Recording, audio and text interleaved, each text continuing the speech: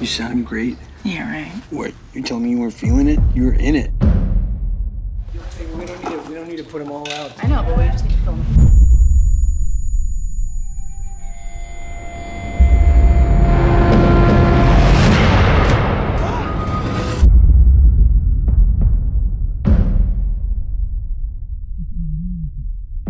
I can't hear you. Do you understand me? I can't. I'm deaf.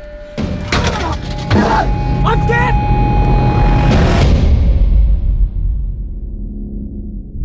I found a place. I think it's important that you stay here with us right now, Ruben. We're looking for a solution to this. Not this. Hi, Darius. Hi, I'm Kit Bowen with ScreenPicks. Hey. Congrats with this. Absolutely loved it. Just thank you. So fascinating. I mean, you know, there have been some good movies about the deaf community, I guess, Children of a Lesser God, I suppose. But this one, you know, really sort of took it in a whole new direction. I mean, I'm sure that was the intent, but what was sort of the main thing that you wanted to get through with this film?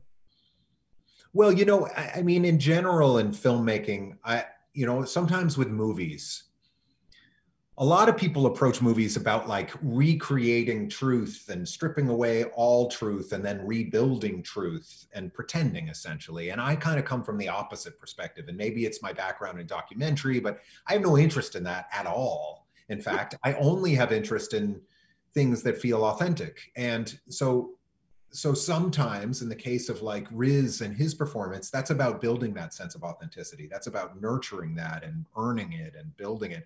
But in the case of deaf culture, you know, or any culture that we might film, anytime we film, and, you know, we're hearing a lot of talk about culture right now and culture in films, and I think it's so important. But man, I mean, you know, shooting the deaf community, what a gift. You know, what a gift that they gave me, because it's true, it's real, and everything in the movie represents I'm not representing deaf culture, they're representing deaf culture. Right. And that's just a gift for me and a gift for everybody else. Yeah. I mean, I think for me, one of my favorite parts to it, I mean, I don't want to give anything away, but just the idea of stillness. And, you know, and finding that, and even people who do hear, you know, it's finding that stillness. I mean, that was just especially right. Yes. Like, yes. you could just turn it off. I mean, you know, clearly you don't want to have a deficit that way, but at the same time, it would be great to be able to turn off the chatter. But I mean, you know, I feel like that the sense of that comes through this film. Aren't we living through that right now, collectively, globally? Aren't we? I mean, we are all being challenged in that same way. Like, oh, what am I doing today? Oh yeah, this. I know. Again. Well, I'm sure you learned a lot, but what is one thing that sort of struck you about the deaf culture that, you know, you had no idea, or it was so surprising to you? So much. I mean, the deaf, well, first of all, just the fact that it is a culture. It's not, you know, just the fact that it literally is a culture. And then within the umbrella of that word culture, there's all these subcultures. And it's so nuanced and so deep and enriching. I could tell you so many stories. One was really touching. I haven't told anyone this, but just because you asked the question, I took the whole deaf cast out to a meal at the end after we had in Massachusetts. And we got to this dark, normal restaurant. We had a long rectangular table. And there was one man who was raised actually by deaf and blind parents. His parents had never heard or seen him, interestingly enough. Wow. And he was going blind. And he was already profoundly deaf, and I was watching him text, and he was unhappy while we were eating, and I asked an interpreter to ask him what was going on, and the way you would talk to him is actually by signing on his hand so he could feel the sign. Right. Beautiful. And it turned out, you know, he couldn't hear or see anyone, so he was leaving.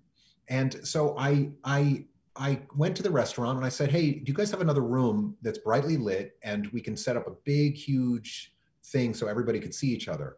And so they were like, what? And I just said, just do it. And we moved into this room, and the man cried, and he said to me, it is the first time in his life that anyone had ever done anything for him. Wow. You know, I mean, from the hearing world. And I just was, it was so moving, you know, and to think about the way that, you know, that community is so used to being ignored and dismissed. And so much of that was a learning process for me. Oh my goodness, that's beautiful. Well, Darius, unfortunately my time is short here. I could talk to you forever about this, but congrats on it and just a superb job. And I'll be singing high praises for it. So, well, I really appreciate it. It's so nice to meet you. Yeah. That place will never abandon